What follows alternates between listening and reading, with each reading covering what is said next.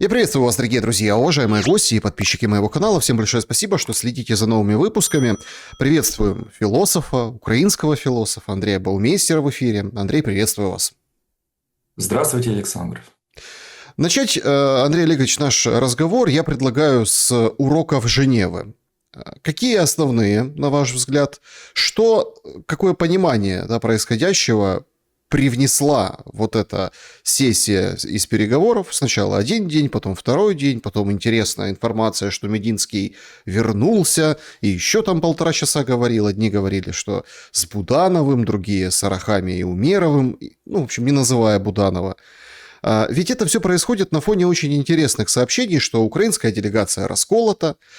Тут внезапно как бы выныривает Залужный и говорит о том, что в 23-м году я хотел все делать по-другому, но вот так пришлось и на Бахмут, и на Запорожье наступать.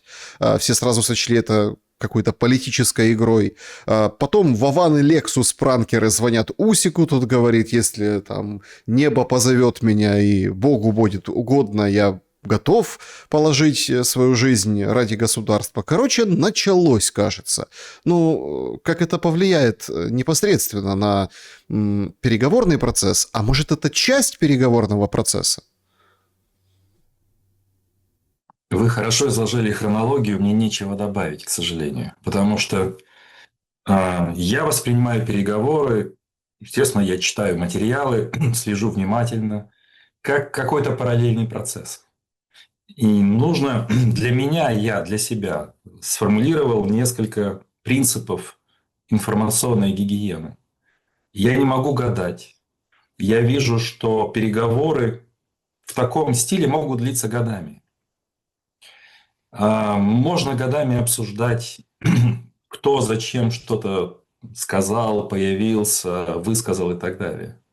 У меня нет оснований для анализа совершенно никакого. Я вижу, что да, переговоры идут, они порождают надежды и разочарование постепенно. Нету никакой более-менее внятной информации.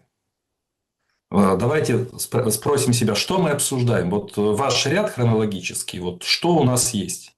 Высказывание Залужного, телефонные звонки каких-то странных людей, то, что Мединский вышел из зала не в костюме, а в какой-то неформальной одежде, это что-то означает.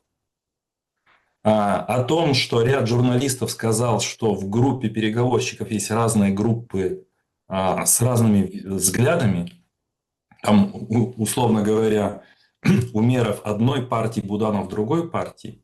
Все, у нас больше ничего нет. Остальное – это догадки. Увеличивая количество догадок, мы просто создаем для этих людей благоприятное поле для манипуляций. Мы не можем контролировать этот процесс. Завершая ответ на вопрос, вы посмотрите, как вот 26-й год – это уже новый мир, о котором мы говорили в 25-м. Это мир ситуативных договоренностей, где каждая из стран может выдвинуть какие-то свои, ну не знаю, предложить свои преимущества, выдвинуть, сыграть с какими-то козырями. Смотрите, что происходит. Торговый договор Индии с Европейским Союзом. Какие-то переговоры Соединенных Штатов с Индией. Какие-то заявления Китая. То есть каждая страна пытается в этой ситуативной ситуации сыграть на тех преимуществах, которые у нее есть. Большая часть договоренностей не публикуется.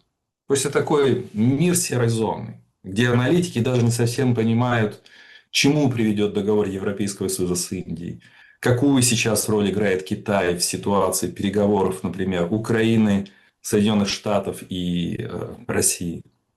И в этой ситуации более правильный вопрос, а какие козыри есть у Украины?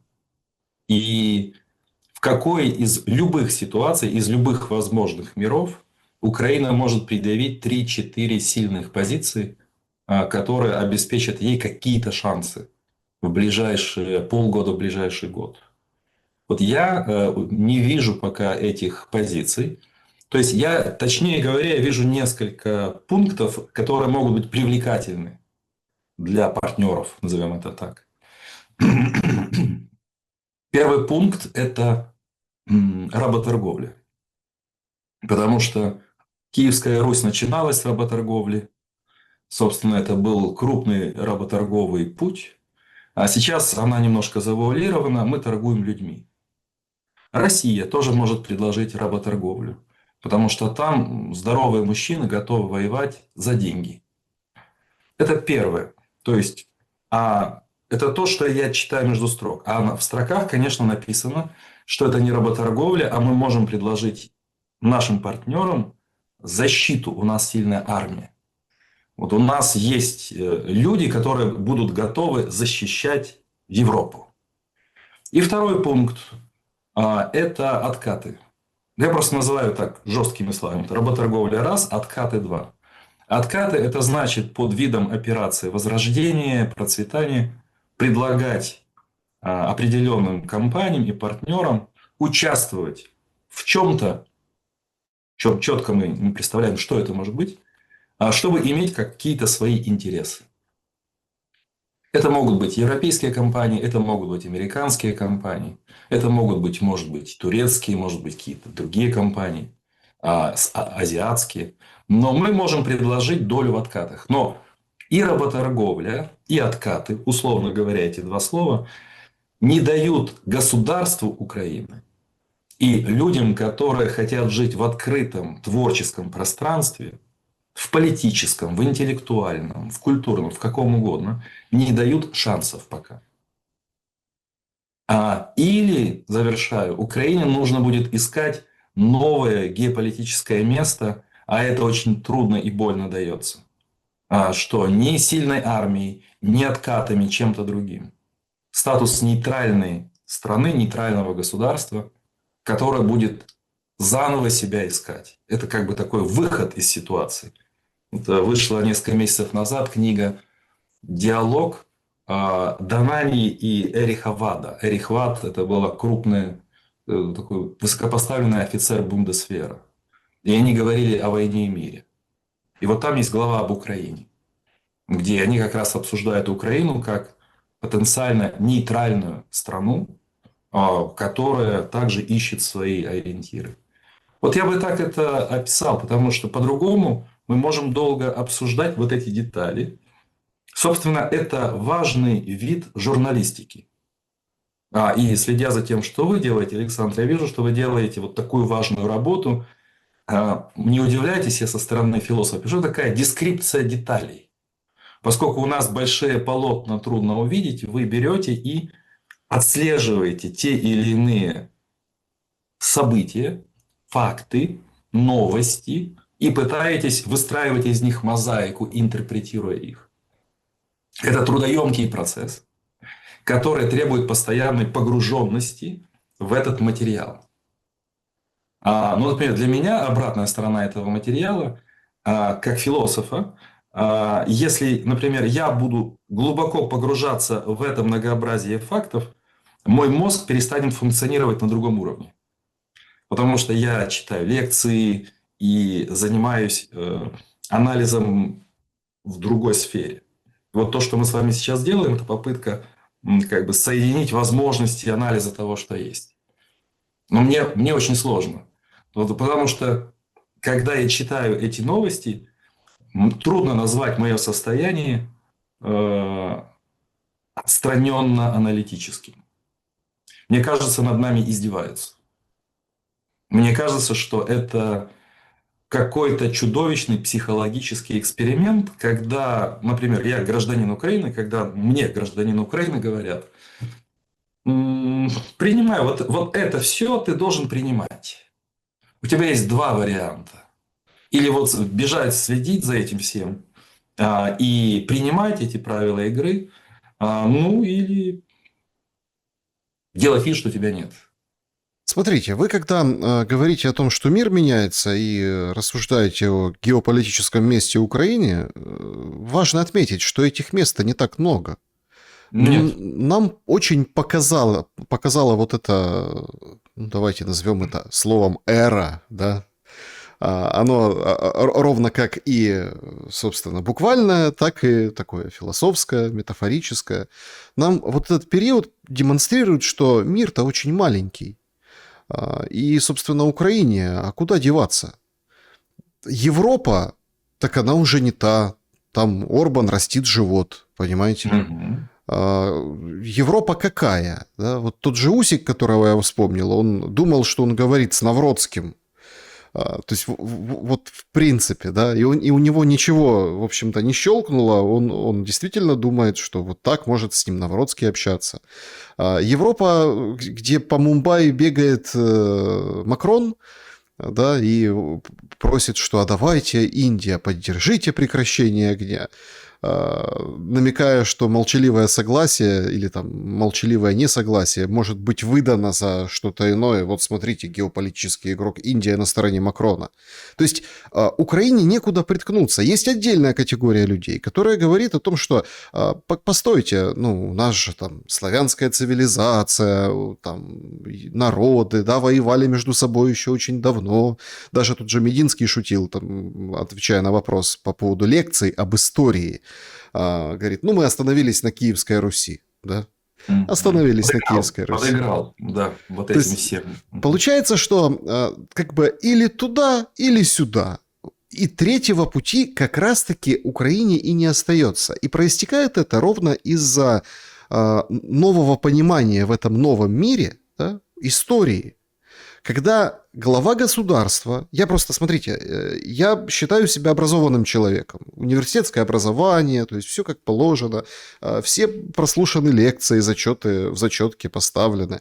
Но когда глава государства говорит, мне неинтересно слушать все это историческое дерьмо, я уверен, что читаю не меньше исторических книг, чем он, имеется в виду Путин, в интервью Пирсу Моргану, ну, знаете, как-то становится немного стыдно. Хотя уже тут стыдиться нечего, и все это воспринимается как должное и как данность. Историческое место Украины в этом новом мире. Где и сколько у нас есть вариантов? Ну, такая сегодня февраль сейчас, да, такой тонкий лед, потому что здесь, во-первых, начнем с того, что это определенное лукавство. У нас все началось с истории. Вот с 91 года, а потом, когда стало меняться, нам стали менять, или элиты стали принимать другие картины мира, одна за другой. Ведь главное это была история, повествование. Не хочу пугать людей словом нарратив. Окей, повествование. Ведь ради этого повествования все и началось. И два Майдана, и 21 год неопределенный, и вот 22-26 уже. Это же все история. Если бы речь шла о, например, терминологии какого-то раннего Фукуямы, и в лексиконе стояли бы вещи такие, как благосостояние, экономическое развитие, какие-то либеральные идеи, тогда другой был бы разговор. Мы бы сказали, окей, а каждый месяц войны, он лишает нас все больших шансов. Европейские страны внутри, их трясет от того, что многие из них отстают. А вот вчера опубликовали графики немецкого развития, сколько рабочих мест за 25 год исчезло. Какой темп роста провальный, например, в Германии в сравнении даже с рядом европейских стран, уж не говоря о мире. Что нужно делать? Вот это либеральный язык. Когда мы говорим, есть возможность, есть или война, или общество благосостояния. Каждый месяц войны это все больше закрывается мышеловка, все большая зависимость, нынешнее и будущее. Но мы говорим как раз в терминах вот такой героической истории. Я бы сказал, это героический эпос, это даже не история. Украина попала в ловушку героического эпоса. Герои этого героического эпоса – небольшая группа молодых террористов 30-х годов 20 века. Волей судеб за последние 30 лет эта группа, этот героический эпос стал нашим всем. Илиадой, Гильгамешем, Торой, чем еще? Ну и всеми другими главными историями человечества, Фаустом. Других историй нет. И поэтому, когда мы слышим раздражение, в том же СМИ Буданова, там еще и вот у Зеленского, так извините, мы живем в этом героическом эпосе, другого нет. А если говорить о месте, какое может быть место?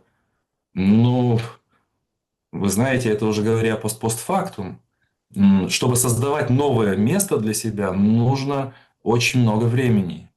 И затрат не только физических, но, извините, мозговых. А кто это затрачивает? Кто затрачивает? Мы с 90-х годов упростили себе поиск места. Ну, элементарно. Попадая в пространство X, ты автоматически становишься успешным. И у тебя все в порядке и с нормами, и с экономикой, и с культурой, и с историей. Попадание в Евросоюз. Но поскольку попадание в Евросоюз – это мечта, эта мечта движет, подпитывает параллельно героический эпос. Кстати, мечта о Евросоюзе прямо противоположна героическому эпосу вот этих молодых групп террористов. А это никак не сочетается. Но в голове нашей украинской сочетается. Окей. Мы можем исповедовать героический эпос. И когда меня спрашивал один недавно из журналистов, как бы не украинских, а вот правда, а есть ли вот такие люди в Украине? Я говорю, да, есть, это небольшой процент, но фактически их идеологии, их как бы представления дошли до верха государства. Посмотрите на приветствие, посмотрите на флаги. Любой репортаж из какого-то, любого украинского города, центрального или южного украинского, или западного украинского, черно-красный флаг висит. А вот люди говорят определенные приветствия. Там, слава Украине, героям слава. Какие-то Минута определенные... молчания на законодательном уровне Минуту, да. То закреплена. есть, это как бы вся символика. Когда вы говорите «есть», «нет», что вы имеете в виду? Если мы говорим о самых главных принципах, символах и фразах, то исповедуют эти люди. Я не верю, что они это исповедуют. Я не верю, что они в это верят. Это дежурная, инструментальная вот такая инсценировка. Завтра она может быть другой, но сегодня они решили взять на вооружение эту инсценировку.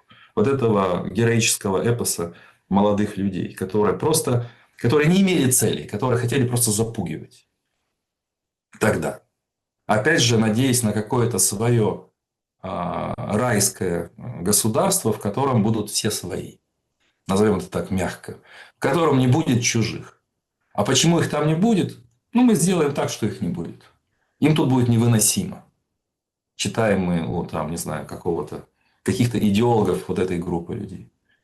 А есть другие варианты. Пожалуйста, вот вариант Турции. Сейчас, да, Турция тоже меняется каждый год, но она устала ждать вступления в Евросоюз. И занялась каким-то другим поиском. Вот, например. Еще варианты. Ряд азиатских стран, ряд среднеазиатских стран бывшего Советского Союза. Это многовекторность, это поиск. Недавно у меня была встреча с казахскими бизнесменами, интеллектуалами, политиками. Вот еще вариант Казахстан. Нравится, не нравится вам? Я имею в виду вот эти идеологи. Другой вопрос. Грузия. Нравится вам, не нравится. Грузия нас трясло вместе с Грузией в определенный период времени. Грузию продолжает тоже трясти. Они ищут это свое место.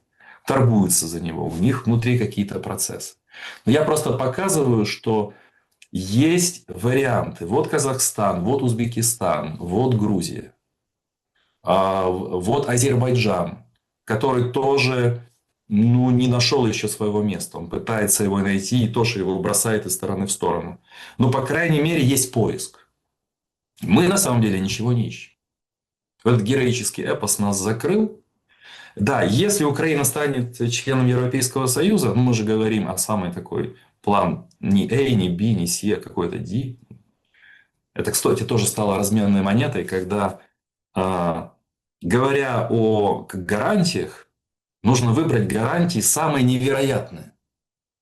Вот я не хочу сейчас это много всего высказывать, но я это отслеживаю, в своей голове это складываю. Для себя делаю записи. Я фиксирую эти перлы словесные на будущее. Вот один перл. В 26-27 году, если мы станем членами ЕС, но охрененные будут гарантии. Хорошо. Потом не 15 лет, а 20. Вот тогда будут охрененные гарантии. А что еще? Если снова, это уже вчерашний, вчерашний, если снова сунется Россия, Америка должна так ударить, чтобы мало не показалось. Третье, сильные и потужные гарантии. То есть, не имея действительно карт, козырей на руках и каких-то инструментов, мы будем изобретать давайте, если мы завтра в ЕС, будем считать, что это наши гарантии. Вот если его 20 лет подпишем, будем считать, что это гарантии. Но цена всех этих заявлений. Если это возможно, может быть, придумают какой-то статус для Украины. Может быть, придумают какой-то статус. Не знаю. Почетный член или первое место в очереди в Европейский Союз. Кто знает дела в Европейском Союзе, понимает, как конфликтно сейчас существует ряд стран. Я не исключаю. Но это будут такие условия, которые... Вопрос в том, давайте так, завершу обтекаемым вопросом. Будет ли Украине это выгодно экономически и политически? Плевать. Потому что мы внутри героического эпоса. Нашего, потому что в Европе Да. как раз антигероический эпос. Так в этом же, понимаете, в этом получается и смысл. Я слежу и упомянул эту цитату про чтение книг, кто больше прочитал. Послушайте, это выглядит как какая-то ссора семейная. Правда. Есть, например, недосягаемый какой-то... понимаете, ощущение такое, что Зеленскому очень хочется, чтобы его Путин признал. Это на каком-то, правда, личном уровне. Когда он рассуждает о том, что если меня не станет, Украина не сломается, или я не собираюсь убивать Путина, я хочу закончить войну, или это еще, что я знаю Россию лучше, чем Путин знает Украину. Вы понимаете, что...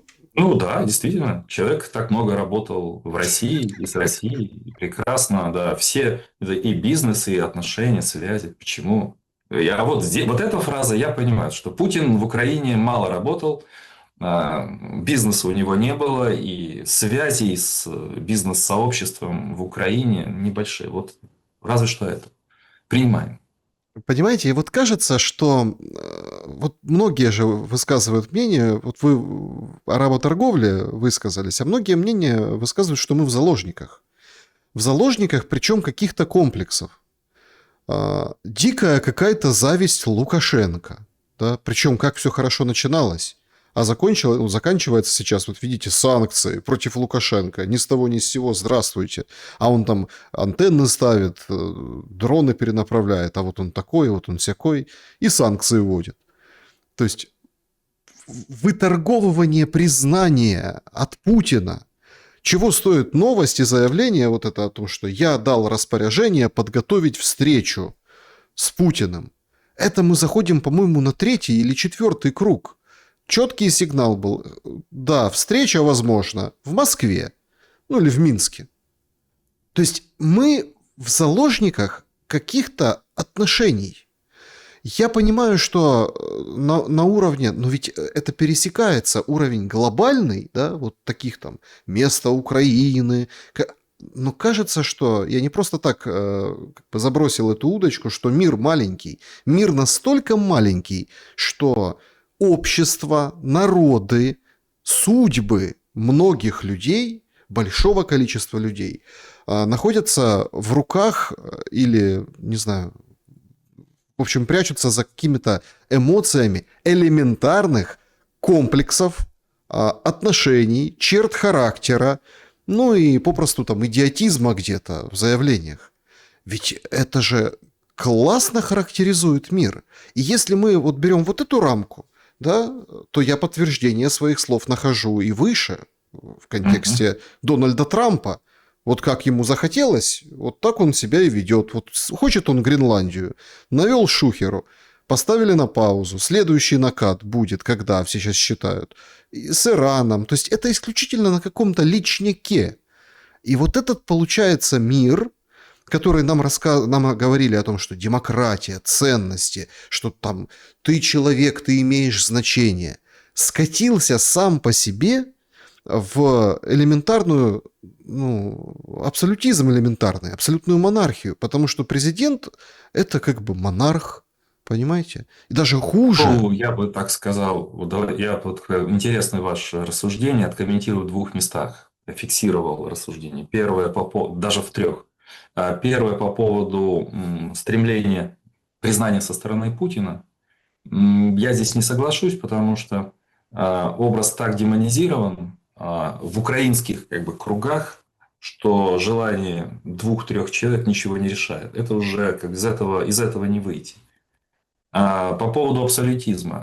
Абсолютный монарх и те системы, которые мы видели в 18-19 веке, на самом деле были связаны очень серьезными принципами. Да, ну, конечно, были войны, нарушения границ, но был большой клуб. В этом клубе были определенные принципы. Династические, религиозные, личные. В конце концов, монархия – это был большой дом родственников. Это не помешало развалить Европу в Первой мировой, это же другой вопрос. Но это было другое. Сейчас это люди ниоткуда практически. А то, что мы пришли к такому миру, требует серьезного анализа. И то, что, например, украинская власть стала клубом свободного выражения эмоций, это привилегия. Вот я неверно сказал, вот откаты и работорговля – это два, а есть еще третий. Привилегия говорить гадости кому угодно. То есть привилегия на капризы. Поскольку украинским гражданам действительно очень тяжело, особенно в городах больших, те, кто представляет Украину, указывая на тяжелое положение граждан, могут позволять себе любые высказывания, которые ни Ступ, ни Трамп, ни Мерц позволить себе не могут. Фактически это такая приятная ситуация, когда можно при таком стечении людей говорить о большом животе влиятельного европейского политика, например. И зал смеется. Но человек, который это говорит, должен правильно интерпретировать этот смех. Это не значит, что такая вот суперподдержка. А просто это определенная как бы оценка подобных фраз. Ведь когда человек попадает в вежливое общество, даже не очень решительное, и говорит, ну, например, какой-то анекдот, ну, скажем, ну, не очень приличный, но какая реакция людей? Гробовая тишина, ну, тогда эта ситуация сложная, или нужно каким-то образом улыбнуться или засмеяться. Так вот, это привилегия на подобные вещи. А как так получилось? Вы говорите, мир маленький. Но в этом маленьком мире, тесно связанном, не каждый ударом колокола или судьбы исторической, не каждая территория получает большое, громадное государство с 52 миллионами человек, с потенциалом, возможностями занимать ведущие позиции в Евразии, с людьми, которые еще работают, они еще не ушли на пенсию, не пошли торговать, не умерли где-то от нищеты в 90-х годах. Я имею в виду и там инженеры, и там, не знаю, социологи, биологи, физики, математики. Да и вообще люди, которые могут там кран заменить, трубы подчинить, слесарить, и все могут. А вот как так получилось, что постепенно от главного по коммунистической идеологии, который оседлал героический эпос небольшой группы молодых людей. С этим эпосом он боролся всю жизнь и заработал себе статус, борясь с этим героическим эпосом. А потом вдруг раз и взял его на вооружение. И потом пошло, и мы дошли до 2 последних президентов, которые вдруг вот этот большой пирог не только сократили до маленького пирожного, засохшего, но еще и заложили его, это пирожное, перезаложили под какие-то долговые обязательства еще непонятно кому даже. Непонятно каким обладателем. То есть в музее истории кондитерских изделий вот такое высохшее, и мы за ним следим и смотрим, но это не наше. Это зуб не мой и даже не твой, он их. Поэтому я бы не принимал вот, тезис о маленьком мире вот так ситуативно, а воспринял бы динамически. Это динамика. И пока мы не проследим эту динамику, мы не поймем, почему мы, как, какие причины. Почему мы пришли к такой ситуации, нам трудно будет искать новое геополитическое место. Потому что мы будем делать то же самое. Почему? Ну, вот это нужно об этом думать. Вот Я вот смотрите, сейчас не могу родить с точки ноль вот это объяснение. Потому что нужно... во-первых, это дело закрытых клубов. Почему? Потому что там нужно говорить с картами на столе. Без всяких обходных вещей. Не думая о том, как отнесется та или иная группа влияния к твоим словам. Обсудить, прописать, а потом уже выйти в публичное пространство и сказать, вот мы исследовали это несколько лет, вот причины, следствия, вот главные факторы, давайте обсуждать. Потому что так вот онлайн это трудно. я просто вижу очень много обреченности в последнее время. Вот вы правильно отметили, что у нас там, например, по Женеве мало информации. Да? Мы выхватываем, ну, так и есть, мы выхватываем какие-то детали, а кто на кого как посмотрел, а что сказал Мединский, а что еще. Но по сути мы же с вами, например, начали разговор с существенной точки. Выходит пресс-секретарь Трампа и говорит, существенный прогресс. Издания пишут «тупик». И нас вот это вот дергает, понимаете, от прогресса существенного до тупика. Это вот такая, знаете, ну вот как в пинг-понге, да, там игра по углам. Это вот такое рассмыкивание, да, вот нас с одной стороны, с другой. И я вот все чаще слышу обреченность. Вот выходит Зеленский и говорит, не отдаст Украина Донбасс, потому что там положили жизни за его защиту. Опять все крутится вокруг этих жизней, которых уже нет. Я говорю намеренно цинично и намеренно, ну там, возможно, вызываю определенный гнев. Так это же и есть, это есть ресурс. Вот, право на, извините, право на хамство, иногда вот будем так говорить, право на оскорбление, оно основывается на определенном ресурсе, в их понимании, вот этих людей. Этот ресурс – страдания больших групп людей, которые волей истории стали подданными твоими. Уже не гражданами, а подданными.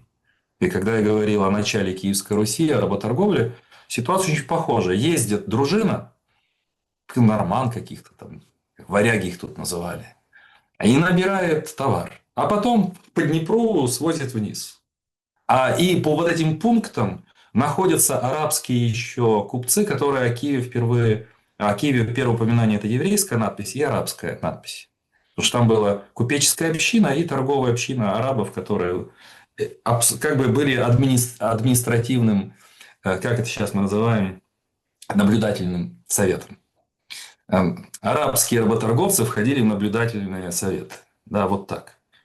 А когда мы говорим сейчас о праве на такие заявления, ну вот апелляция к этим людям, вот вы сказали, апелляция к тому, что сколько людей погибло, тогда надо логически спросить, что тогда нужно, чтобы гибли дальше. И если вот эти люди погибли, это значит логически необходимо, что мы не можем уступить, и пусть они гибнут дальше. И второй такой ресурсный вброс, который был буквально вот полдня назад, снова возвращение к тому, что украинский народ на это не согласится. Знаете, вот это пойдет на наперсточники, немножко так вот работают, такие идеологические. Ну хорошо, я могу на это пойти. Он, например, показывая на Умерова, тоже может на это пойти. конце концов, и вот эти люди, там, не знаю, кто там, европейские лидеры, тоже могут. И вот этот может пойти на Путина. В конце концов, мы можем договориться. Но украинский народ ни в коем случае не может это одобрить. Что я могу сделать? Я президент украинского народа. И я вот ощущаю, я чувствую, что украинский народ не пойдет на вот подобные вещи. Тогда нужно задавать следующий вопрос. Ну, журналисты, и европейские журналисты, и американские, уж и о украинских не говорю, они не спрашивают въедливо. Нужно тогда задавать наводящий вопрос. А что из этого следует? Если нет возможности компромисса, и украинский народ не согласен, то что из этого практически должно следовать? Продолжение войны. Тогда фраза выглядит так. Я бы пошел на эти условия уже фактически сегодня-завтра, но украинский народ не согласен. Поэтому нужно продолжать войну, потому что украинский народ этого хочет. То есть украинский народ хочет продолжения войны, потому что не хочет уступить территории. Соответственно, это не вопрос элит, это вопрос народной воли. Это тема Жан-Жака Руссо. Общая воля. Я всего лишь репрезентант общей воли. И я чувствую эту общую волю, а общая воля не хочет. Но завершая этот такой круг, это не мои мысли. Я сейчас интерпретирую четко сказанные фразы. И тогда, завершая интерпретацию, мы говорим, так получается тогда президент ничего не решает? Получается тогда мы возвращаемся к старой концепции общей воли, а выборы президента, ответственности элит, когда необходимо взять на себя бремя решений, отменяется. Это, в принципе, отмена бремени решений. Если народ не хочет, тогда задаем вопрос по-другому. Если бы я был въедливым журналистом, у нас есть с вами такая маленькая роскошь, еще 5 минут пофилософствовать, спросить, а что хочет украинский народ? Вот вы, как президент, определяете то, что он не хочет. Он не хочет идти на уступки. А что хочет украинский народ? Опишите список помедленнее. Я записываю. А он хочет, чтобы был свет. Отстаньте. Это мелкие. Это, конечно, тяжело и так далее. Мы сделаем. Но это какие-то бытовые вопросы. У нас героический эпос. На уровне героического эпоса украинский народ должен хотеть чего-то героического. Хотеть света – это не героически. Тепла, ну, слушайте, это, ну да, мы понимаем. Да, теплая уборная – это не героизм, да? Кличко ответит, если что. Потому что Кличко тоже стал вклиниваться, вы говорите, там, Буданов, Залужный. И Кличко свои вот 5 копеек вставлял, что вот как-то вот еще это вопрос открыт нашего выживания. Понимаете? Тут президент говорит о героически эпосных вещах, а Кличко сомневается. Какое он имеет право? Вот этот вопрос. Чего хочет украинский народ? И я не услышал пока. Он хочет границ 91 года? Нет, вроде об этом сейчас меньше говорят. Он хочет, безусловно, Европейский Союз, он хочет в НАТО, это записано в Конституции. Кстати, Донани и ВАТ говорили, ну так писали эту, он сказал, они сказали, это не я, глупые тезисы.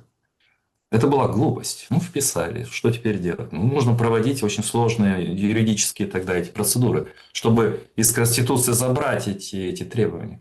Потому что, да, и еще третий момент, извините. Вот народная воля, а третий момент – это Конституция. Видите, сколько метафизики в высказываниях людей, которые должны принимать практические решения. Но они хорошо отмахиваются от истории и занимаются метафизикой. Метафизикой права, метафизикой политики. Не реальной политикой, а метафизикой. Общая воля, желание, нежелание народа и, конечно, Конституция. Ну как же мы? В Конституции же записано, что мы стремимся в НАТО и Европейский Союз. В Конституции записано там то-то. Я не могу нарушить Конституцию. То есть получается, что президент Украины не может нарушать так много священных запретов. Это и народная воля, и народное нежелание, и конституция. И вот это все кто-то пишет, кто-то создает. А мне интересно это как человеку, анализирующему вот фразы, идеи. Вот кто-то сидит и вот это ему пишет. А потом это исполняется под камеру или в интервью, если хорошее состояние и нет хождения по кругу, потому что иногда очень трудно следить, возникает хождение по кругу, и даже когда текст транскрибируется, видно, что не совсем фразы строятся в как бы, скажу это по-профессорски, синтаксически, синтаксис хромает. Нету синтаксиса, как-то распадается синтаксис. Но ничего, там поправят. Вот в чем вопрос. Вот эта стена. Не то, чтобы мы говорим о разочаровании или чего. У меня, например, этого нет. Но когда возникает на каждом этапе, когда вот-вот кажется, что-то может решиться, возникает вот такая ватно, без намеков на ватничество, какая-то ватно-упруго-болотистое пространство, в которое упираются все решения. Конституция, народ хочет, не хочет, примет, не примет. И вот с такими структурами трудно дискутировать. Откуда мы знаем, что хочет или не хочет украинский народ? Что за категория такая? Желание народа. Андрей Олегович, Да, народ желал подписания Минских договоренностей в 2019 году. А так сильно возжелал, что 74% обеспечил. И где он теперь со своими желаниями? Нет. Так что вот. А сейчас он желает другого. Вот. Опять же, воля народа – это придуманная конструкция для вот того, чтобы защищаться от конкретики. Это абстрактное определение, как защита от конкретики. Андрей Олегович, мы приближаемся к двум очень знаменательным датам. Ну, во-первых, да, китайский же Новый год, а там же по китайскому стилю там 12-летний цикл, да, этих там 12 животных, 12-летний цикл. Вот мы подошли и закончили 12-летний цикл. В эти дни, ну, там, завтра, послезавтра, ночью, поэтому там гадают, какое именно число, бежал Янукович. И многие говорили о том, что, ну, там, выстрелы, ну, эпос героический Майдана прописан как бы с лихвой. Это все понимают и развенчивают. По-другому не могут. Всегда выходит, что ты героическое. Это сотня, вот это небесная. Если сотня, то небесная, да. Если там какие-то, то, ну вот. Но по большому счету главным с точки зрения, ну вот, логики событий было именно вот это бегство. Потом он говорит, я не сбежал, я там в Харькове, я там, ну, в конце концов, оказался там в Крыму, в Российской Федерации. Судился, и суды все проиграл. Нет, по-моему, один какой-то еще остался. Ну, в общем, госизмена, его отстранили. Ну, вот именно взять сумку и выйти со своей резиденции и уехать, вот это стало поворотным, это действие стало поворотным историческим моментом для Украины. Потому что все признают, сторонники, противники Майдана, сторонники, противники там, Януковича и всех остальных, сторонники, противники России, сторонники, противники евроинтеграции, вот это действие было поворотным 12 лет назад. Я вижу, как, ну вот есть же такое, очень часто используют философ, это определенный ресентимент, да? Так по отношению к Януковичу тоже он есть. Я вижу, множество людей вспоминают себя, они в то время вспоминают, да, когда они были на 12 лет моложе, они вспоминают его нелепые оговорки, шутки, там, такие какие-то фразы наивно построенные, неправильные, как все хватались за животы и смеялись. И это кажется каким-то золотым временем, на удивление. что, ну, вот если воровать, то ну, не так, как сейчас воруют. Хотя воровали, казалось тогда, что это было, ой, как много. Оказались вот эти, как бы, большие дяди, начальники, донецкие бандиты, оказались детьми в кедах по сравнению с тем, что происходит сейчас, и какие суммы мы видим, как бы отмываются. Я вот приводил вчера, по-моему, на эфире пример. Выходит Мельник и говорит: ООН дали нам 230 миллионов, ну, вот эти на генераторы, на поддержку. 230 миллионов, это победа. Он стоит, аж светится. Ну, понятно, это ему галочка, звездочка на погон. Он, ну, как бы, он считает, что это победа его, ООН дали деньги. Так, а 112 отмыл только один Галущенко. И это нам показали. То есть половину вот этой победы уже украли на ту же самую энергетику, на ту же самую поддержку. Вы считаете 12-летней давности события, именно бегство Януковича, действительно переломным моментом в истории Украины?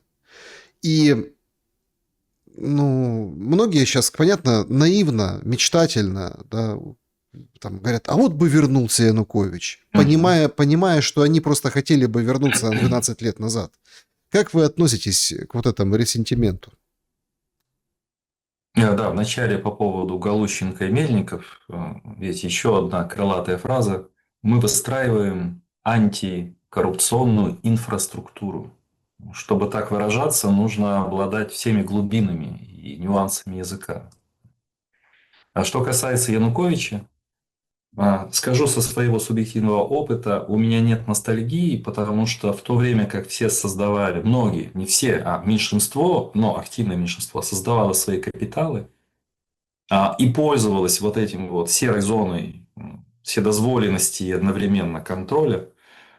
Я преподавал в 4 университетах, писал книги и получал сумму совокупную, которая позволяла мне едва выживать. Я не думал о выживании, я жил наукой и в первую очередь, и до сих пор ей живу. Но я не присутствовал на этом пире. Мне нечего там делить такого ярко. А вот его судьба, она очень показательна, потому что его обвиняли в том, что он там с Китаем, с Россией, а он слишком доверял как раз еврообещаниям. Это трагические моменты истории, и 4-й год, и 14-й год. Мы понимаем, что возникает развилка. Или президент должен сказать: я конституционно избранный, и я не могу слушать обещания заграничных политиков. Мне нужно действительно принимать решения, и тогда он автоматически становится авторитарным лидером и изгоем. А что будет потом, судьба Лукашенко это показала, когда он выходил с автоматом. Мы недавно это переживали, совсем недавно. А доверившись обещаниям политиков, ну, скажем, европейских, там, брюссельских, этот человек практически подписал себе политический приговор, потому что все это смылось очень быстро. И те договоренности, которые описаны даже в воспоминаниях тогда ведущих европейских политиков, это бессонные ночи договоров, кто был против компромисса со стороны Майдана, со стороны европейцев, со стороны оппозиции, со стороны власти украинской тогда. Это были сложные процессы, которые привели к тому, что все это раз и забылось, в кавычках. И его бы просто убили. Вот. Но что-то, что бы случилось. Поэтому, ну, поймите, что потом и этому верили бы еще лет 15. Пока не нашлись бы какие-то исследования и так далее, журналисты какие-то вначале западные, все бы это описали. Поэтому это был такой жест самосохранения. Но проблема была не в тот момент, когда он покинул страну, а гораздо раньше, полгода до этого. Но я, честно говоря, не знаю, как нужно было бы поступать в этой ситуации. Там только два выхода. Или ты идешь на постоянные компромиссы, и в конце концов тебя съедают, что и случилось. Вначале министр МВД, потом премьер-министр. а потом и президент. А президент говорит, ладно, тогда выборы в декабре. А ему говорят, никаких выборов, завтра тебя нет. То есть нужно выдвигать такие требования, которые заведомо неисполнимы. Уже все готово, европейские коллеги. Вот в декабре выборы, и, скорее всего, его не выберут. Нет, мы хотим завтра. Мы не хотим сегодня вечером даже. Уходи сегодня вечером. Поэтому вот эта ситуация. У меня никакой ностальгии. А с другой стороны, бегство Януковича – это уже постфактум. Решения неверно были приняты до этого. До этого. Ну так, а с чем? А с Ющенко тоже что связано? И опять это вопрос, ну не знаю, внутренних добродетелей, выходить на публику и продолжать морализаторствовать.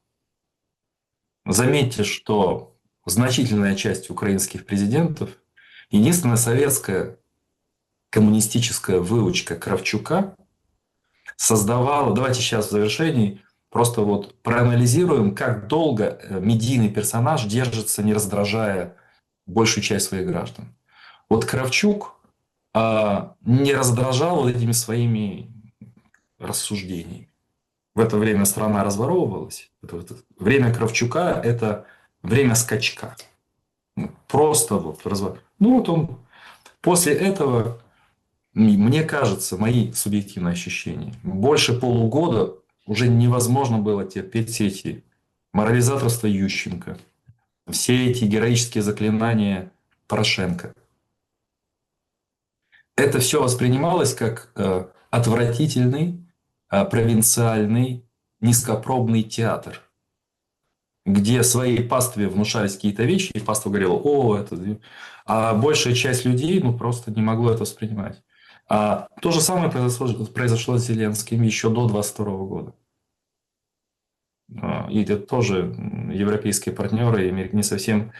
Ну, что 2020-2021 год, 2021 год, это уже было очень сложно. Поэтому нам не везло еще и с вот тем, что человек, который говорит, он не раздражает. Он может хоть, ну, не знаю, долго, 4 года, находясь у поста, каким-то образом обращаться к своим гражданам, не вызывая раздражения. Не актерствуя, не закатывая глаза, не будучи проповедником, не играя на публику, ну и так далее. Вот это меня, кстати, очень сильно задевает. Это вот дерзость играть, наслаждаться игрой, жестикуляцией, выражением лица.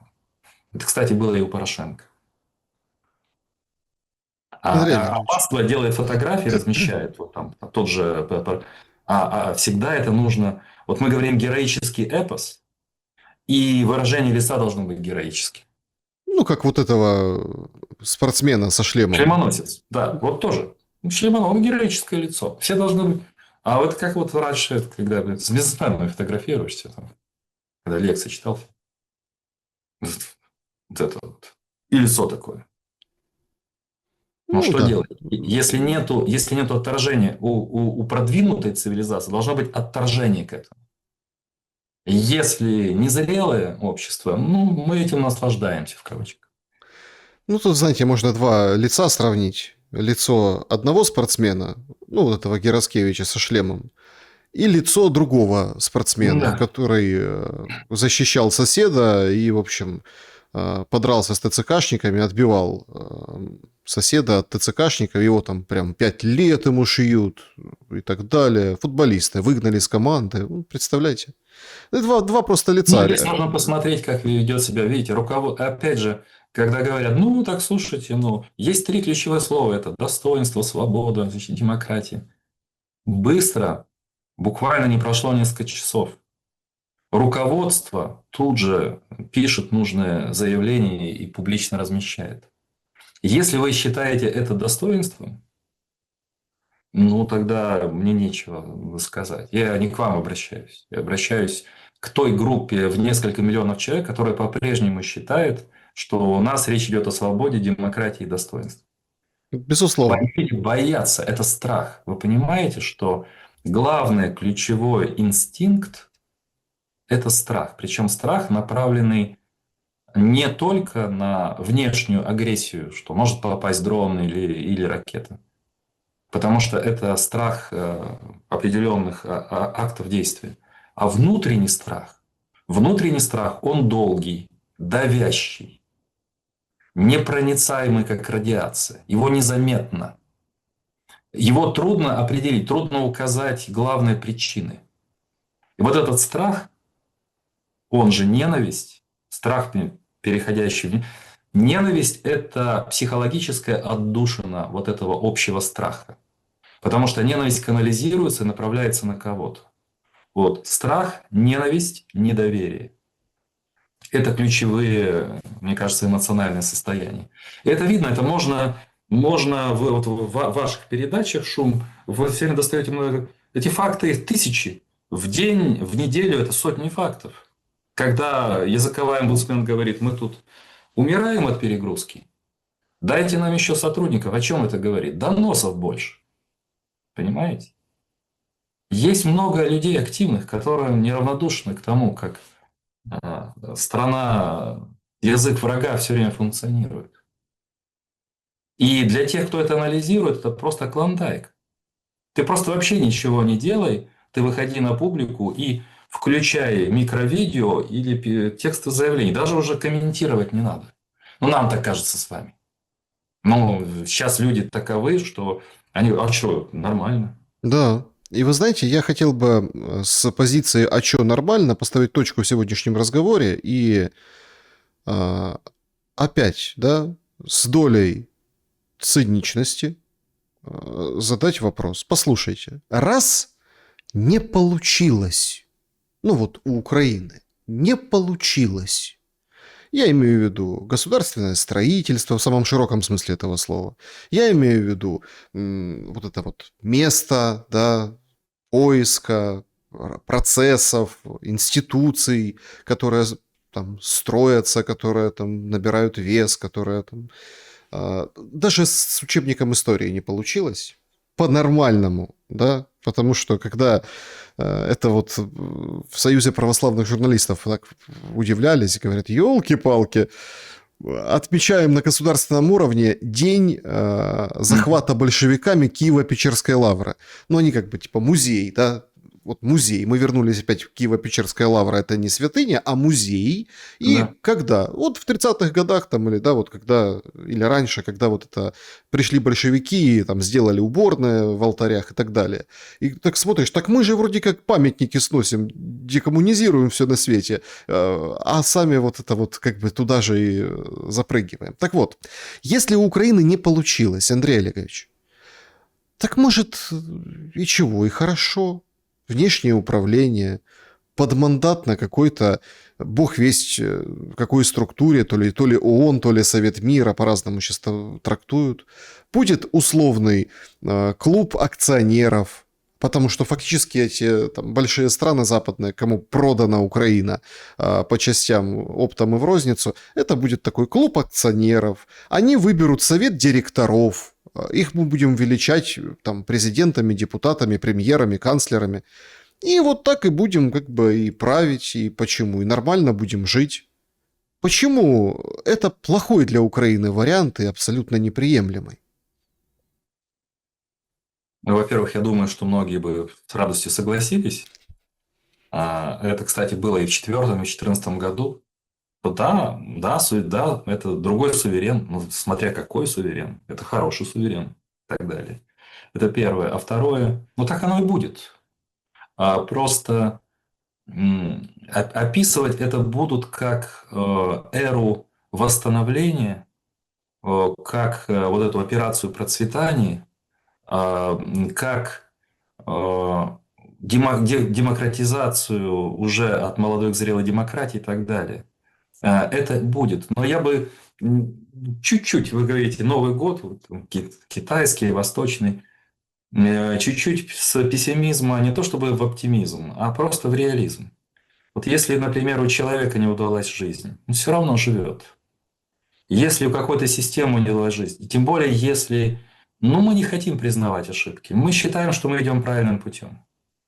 Чем более абсурдная ситуация, нас разрушающая, мы упорствуем, мы, я имею в виду представители вот публичное, там, Украины всему миру. Мы демонстрируем это упрямство и считаем это преимуществом.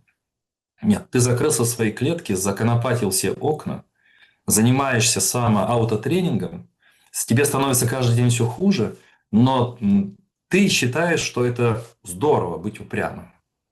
А ну выходи из тюрьмы. Нет, не хочу, я упрямый. Народ не хочет.